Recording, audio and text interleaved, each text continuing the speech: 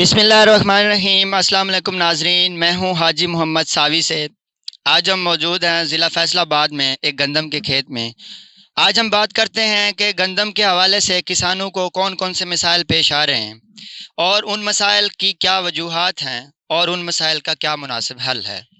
तो सबसे पहले हम बात करते हैं कि गंदम के हवाले से बारहा किसानों की शिकायत मसूल हो रही हैं कि गंदम में मुनासिब खादों के इस्तेमाल के बावजूद गंदम के पत्ते पीले होते जा रहे हैं और गंदम जो है वो बूटा नहीं मार रही और गंदम जो है वो छोटी स्टेज पे होते हुए सिट्टा निकालने लग गई है।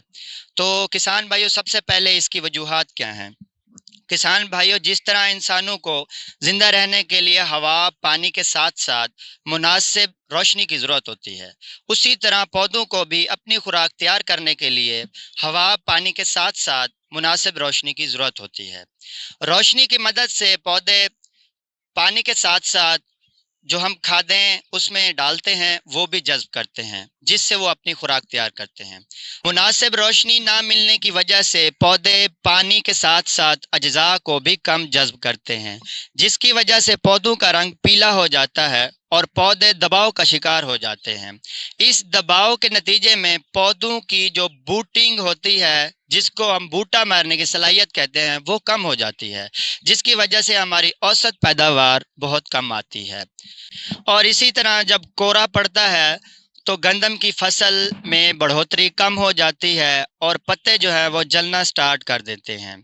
तो इसका सबसे बेहतरीन हल ये है कि आप अपनी ज़मीन को देखते हुए मुनासिब मिकदार में पानी लगाएं। आप परेशान ना हों, इंतज़ार करें, सूरज की रोशनी निकलने दें। जब सूरज की रोशनी पड़ेगी तो इंशाअल्लाह फसल खुद ब खुद रिकवर हो जाएगी। अगर फिर भी आपकी फसल जो है वो रिकवर ना हो तो आप यूरिया का स्प्रे करें। 400 ग्राम यूरिया फी टैंकी के हिसाब से अपनी गंदम पे स्प्रे करें तो इंशाल्लाह आपकी गंदम जो है वो बूटा भी मारेगी और उसकी बढ़ोतरी भी सही होगी और आपकी औसत पैदावार भी ज़्यादा आएगी।